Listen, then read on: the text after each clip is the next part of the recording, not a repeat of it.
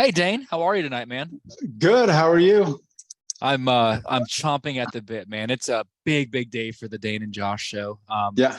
I know you had to cover some events, so I had a chance to break down Gabby from the Brazilian team, Mississippi Yeah. State earlier.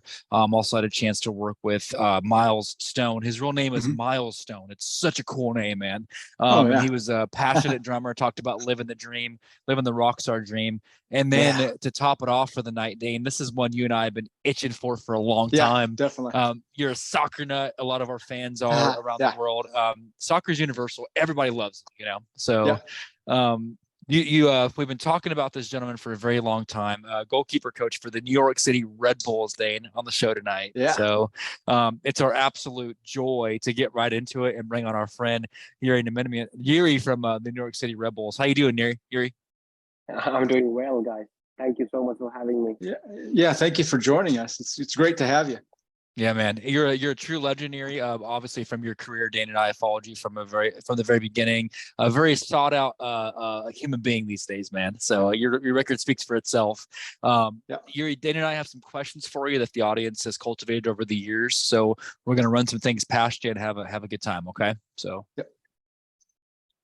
Sounds good, okay, guys. Let's enjoy. Excellent.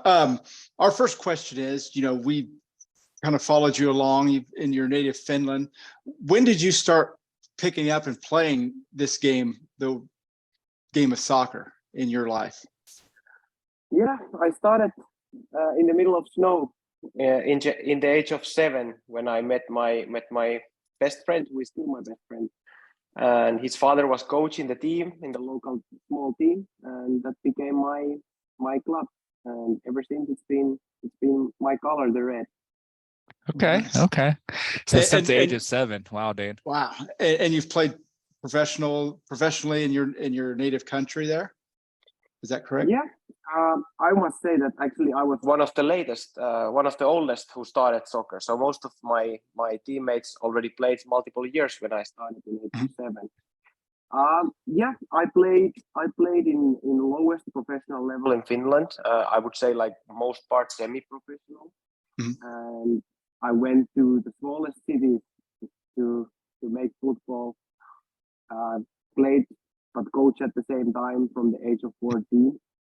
So yeah, always had the dream to play, but I was quite realistic that as a goalkeeper, my limitations are not there where I wanted to go, really, if I would say. Yeah. So that's why I prepared my coaching life quite early, to be honest. I love it. I love it. Oh, nice. I was just saying. So when you were playing, when did that finally, click in your head that, hey, I can teach this position that I'm great at? When did that transition from just player to, okay, I'm going to teach this and be a coach and help that next generation learn this position that I love? I think it all started with the fact that nobody was really coaching me and helping me to try to reach my dreams. So really the first stage of my coaching career was just that, hey, maybe I can help these little kids and sometimes even the boys my age to become better, so that they get the attention and the help that I always wanted to get. So I think that was like the core of it, where everything started. Then I think that the story is changing in my head sometimes, but I loved playing, but I think I extended my playing career just for fun of playing, but also that I wanted to have that experience. Since of course the playing experience helps you as a coach as well. But really, like I started to be okay with full transition, kind of giving up the playing age of 22, I would say 23, and then like 20, yeah, in age of 23, I finally decided that I'm coach, just the coach, not player and coach anymore. Man, so when you look at Jyri, I'm just astounded by the amount of years you played at such a high level and what you do, around the world. And you said something that I had to write down because it really stood out to me. You're talking about when you're playing in your native country, playing in some of the levels that maybe you've considered not to be at that time as you're coming up the best. You are part of the elite, man. And we love watching what you do with MLS. And you are one in a million. So for you, the caliber of athlete that you are, to say at that time the lowest level, some of us could only dream to get to that point. So it's amazing, right? So when I think about soccer, as I take question 2, and I actually learned a love of the game for soccer from Dane. What of all sports, I know growing up to where you are now, what stood out to you that, hey, this is the sport I love the most? Was it a game that you watched, or was it playing with your friends? What made you have that love for soccer, if you will, you know? I clearly remember that moment, because I would say that as a small boy, I was even better at ice hockey as a goalkeeper, a goaltender, as we say. But the difference maker there was that I liked people involved in football more. I liked the coaches, I liked the personalities around me, I liked even the parents. So it was just like a more friendly environment. Okay. And that was the decision maker to me, to be honest, in some point. So the family aspect stood out to you, and just soccer is worldwide. It's a worldwide family. Dan, you taught me that soccer is a worldwide family thing, you know? So I love it. Oh yeah. Wow. And there's so many different styles that have been played around the world. So it's something that everybody can latch on to and play at any different level. And whenever you were playing, when you started out, is there some coaches or players that you kind of looked up to and that you've learned from that have kind of influenced you throughout the years playing this game? Yeah, absolutely. I always liked the little bit odd characters, like Oliver Kahn, extremely aggressive with his wild hairstyle, shouting at his teammates, or a character like Santiago Canizares, also a little bit shorter guy as I am. Like not typical for Spanish guy to have such a bright blonde hair, like characters like those two. And I think like they were also some kind of idols for me in terms of like lifestyle. I always felt like I wanted to be a little different than the mainstream. I wanted to do my things slightly differently as a kid and teenager and young adult as well. Maybe even now. Rockstar. So this was kind of the relation that I can immediately go back to. Okay. That's Jyri, and I think you hit it right on the head, man. Soccer is something that, again, I go back to what Dane taught me. There's not a person I know that knows anything about sports that doesn't have a deep respect for soccer. It is the pinnacle around the world. That is the sport. And I didn't realize that growing up. I grew up in a small town in Kansas. It is the hardest sport, in my opinion, and Daniel will attest, in the world. We do softball. It is the hardest sport that you're going to do. So my hat goes off to you. Some of those influences and kind of like building your brand. You definitely have a brand about you. We know you as kind of like that gentleman bad boy, right? At the same time. So we love that about you. When you look at the next year, Jyri, my question for you, obviously I know this may be a bit of a transition as you're working with your second year with the Red Bulls. Is there what's next for you and your program and you for the next 12 months? What do you see coming up for you, if you will? Yeah, this is actually our third season already. So time is flying really fast. I've always had my dream. I can say that in many areas I've reached my dream. Like what you said about soccer being such an international sport and being played everywhere. That's one of the things that why I probably fall in love with it, because I always wanted to experience more. I was always more curious than just what is around my country. So that led to me be like I am now. So I still want to see the world. I still want more, but also I want to reach the highest level of the game, and this has always been my dream, and I can't help myself. Even that I'm extremely happy with how my life is right now, how our life in here in New York Red Bulls is, but still it's in me. Do you and Jyri, I'm curious, I know great thing you're doing with the Red Bulls. Do you ever get chances to go back home and coach and work with people internationally? Is that part of your do you have time for that, or what's that look like for you for the next year? I don't have much time. But I'm very fortunate that I've been invited to speak in a lot of conferences and coach education events. What that's kind of a mirror always. Time to reflect and see how the others are doing in relation to me and what kind of feedback can I get from the others.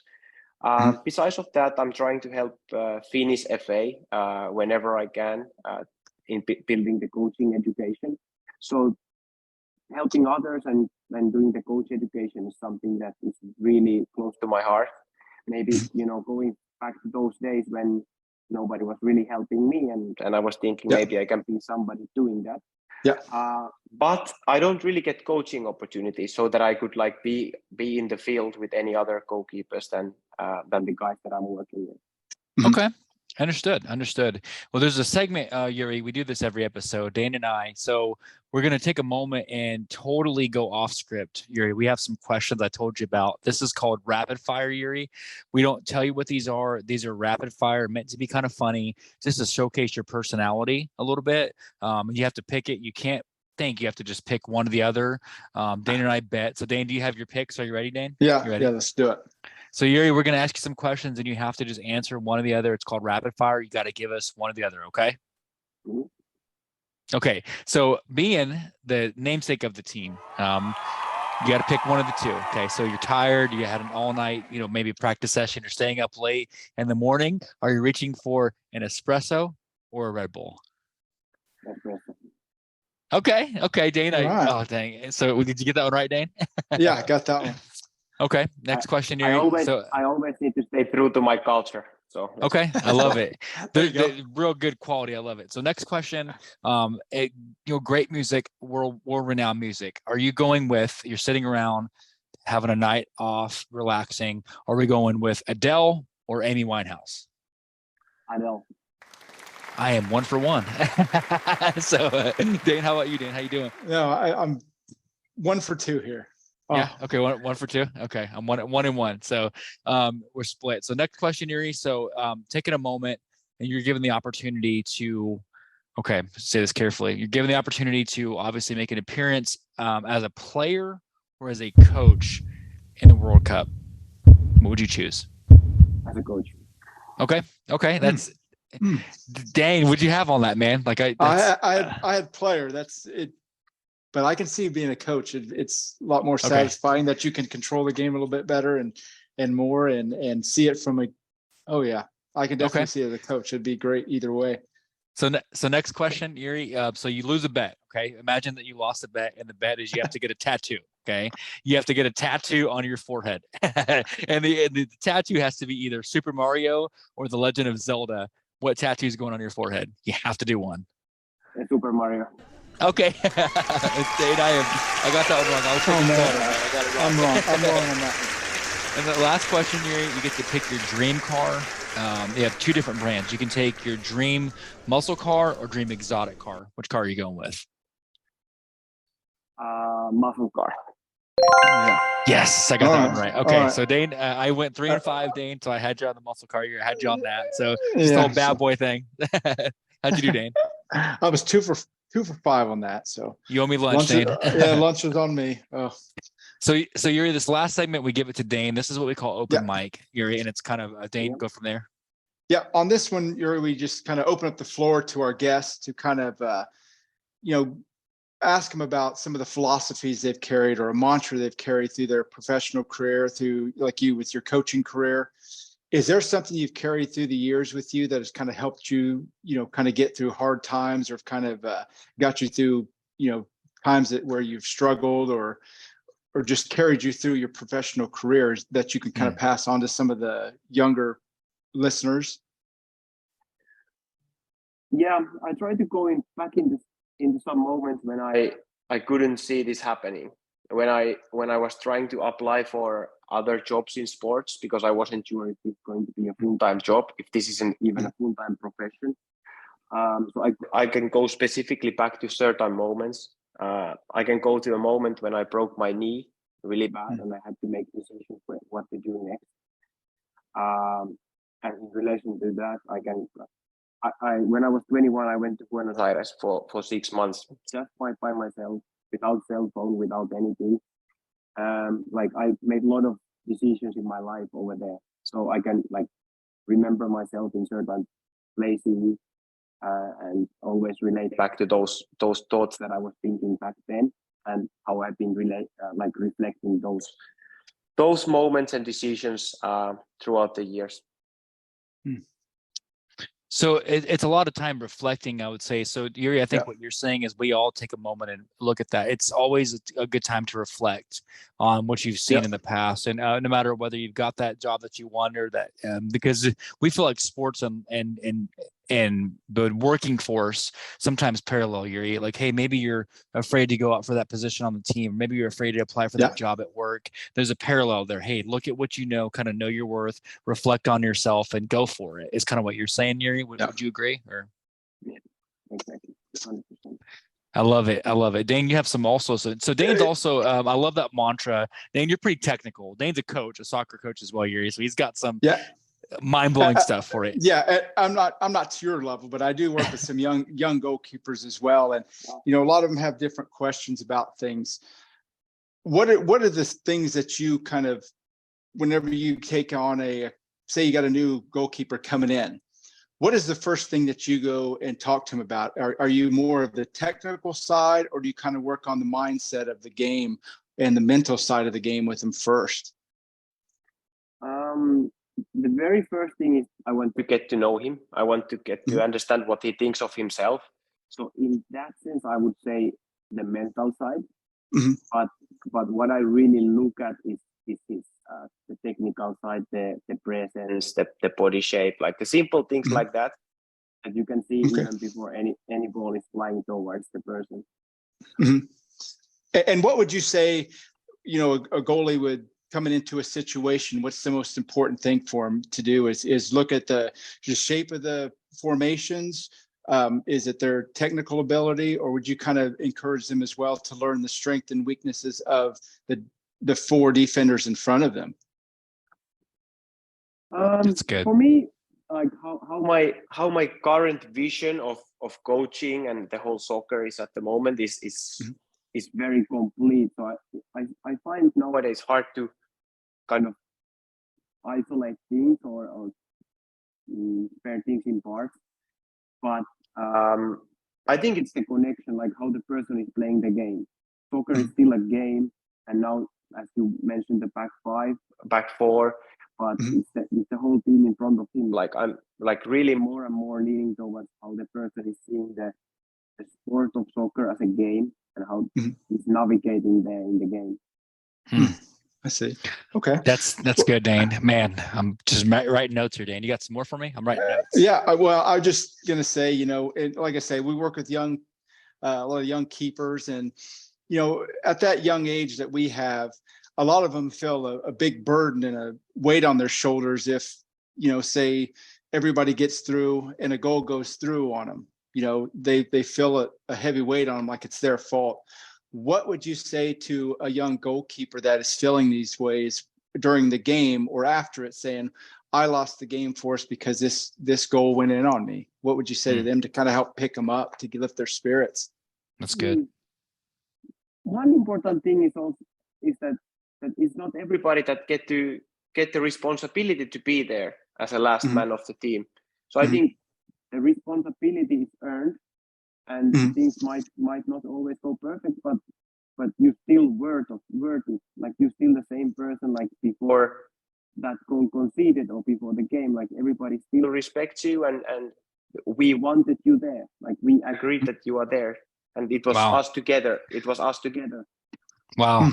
Hey, so that's Awesome. That's powerful. You're basically saying is know your worth, even if you make a mistake, if you will, you know your worth. That's fantastic, Dane. That's a whole lesson in and of itself. Jyri, I think I'm gonna make a t-shirt that says that, like, we put you here for a reason and know your worth. I love that, Jyri. So wow, Dane, that's what do you say to that, Dane? He's right on. I love it. I mean, you look at some of the youngsters that you work with, and you tell them the same thing like that, and you know that, you know, a coach like yourself that works with the highest of high on that level, that you can tell them these same things too, and say, hey, look, if we didn't think you can do it, you wouldn't be back there. Even if something goes by on you, you're still the one that we want back there. So it's great to hear. And a lot of these young, girls and boys, they need to hear that because they get put so much weight on themselves whenever something goes wrong. So it's great that somebody at your level can tell them that same thing that, they've probably heard 100 times, but knowing at your level, it has a little bit more weight than when probably dad says it or mom says it. So it's great to hear. So thank you for that. Jyri, I think there's a fundamental thing because I wrote down a lot of things about what you said, and I'm very, very fascinated by when you said, going back to your playing days, youngster, coming up in the game, and how the most important thing to you would have been to take someone else to the next level. That's why I think people just are drawn to you. Time and time again, I feel like we see this about you. Even though you've been at the pinnacle of success, your biggest accomplishments are helping others. And I just think that's amazing. That's why you're a great coach. And I think people flock to you. So you've definitely, I will say this, I've already followed you, but you reinforced the reason why I love watching you guys play. A great game last night. I know it was a tie, but great game. Yeah. You definitely got a fan here, Dane. How about you? Yeah, definitely. And we wish you nothing but luck for the rest of the season. I mean, hopefully you guys go up and up and up and play to your best ability. And like I say, good luck to you guys. And we'll be watching through the season. So Jyri, thank you, my friend. Do you have any closing words, Jyri? Because it's been our absolute honor. Is there anything in closing you'd like to say to the audience listening before we give you back some time in your night? Yeah, when I was listening to your final words, I think like same time when we should aim helping others, I think we should also target on improving and learning. And if this is our genuine target, I think good things will come. And the continuity and consistency is there. I love it. And you guys keep doing great job. Stay consistent. I love it. Yeah, keep providing your audience the same good quality that like you've been providing. Well, thank you. It's a huge compliment. Thank you. Like, so we definitely look up to you. So we will ask you this. It's definitely the first of many. Please feel free to come back on in the future. I know you're very busy. Yeah. I'll stay in touch with you. Dane and I will. We'd love to have you back on in the future. Definitely. Maybe during the off season when you've got some free time. The invitation is always open. We learned more than you did. I know, Dane, right? We learned a lot. Definitely. Jyri, thank you for staying up late on the East Coast with us. And I hope you get some rest, and we'll be cheering for you and watching every game. And we hope you have a great rest of your season. Okay. So thank you so much, guys. Thank you, my friend. You're free to drop off, Jane. Jyri, have a great night. Okay. Thank you, brother. Take care. Thank you. Right, bro. Cheers, brother. Cheers, brother. So I'm telling you, Dane, he's cooler than, it's like the legend is cooler than he's cool. What do you think of it, man? Just awesome, dude. Loved it. I mean, I was chomping at the bit to talk to him because, like I say, I coach that position whenever I do coach, and it's great to have a mind like that to kind of throw and bounce a couple of things off of, and knowing that, he gave me something that I could take to those younger groups. So it was great. I've been looking forward to this one, and going to dry my hands off. Palms are sweating there. So it's a big deal. What's I think is cool is the same philosophies at a pro MLS. I mean, you're talking literally the elite, right? You got CONCACAF, you've got World Cup, and I know that's your specialty. Many leagues, Bundesliga, all of that. MLS is up there. It's all levels of professional soccer, right? There's no way you can't tell me they pour their heart and soul into this, right? And he's at the elite level, and his thoughts are, hey, it's mental. It's 7 years old or 25. He said at the age of 22, he knew he was going to be a coach. I don't even know at the age of 37 what I want to wear to work tomorrow. I don't even know what I want to wear, get for lunch. I knew at 22 I was going to be a coach. Who's got that mental fortitude to be like that, So no wonder he's a professional coach, man, And he's been all around the world teaching the thing that he loves. And, just another, hopefully he's here in the States for a long time, because the game is always improving here in the States, and it's because of personalities like his and people like him that teach the game the right way and have a great attitude and outlook on it. So it's something to talk to somebody like that and know that, he's been at it for this long, and he still has a great passion to keep on doing it. Speaking of that, so Jyri, thank you again. It's our privilege. Thanks for joining us tonight. We owe you big time. We'll definitely stay in touch.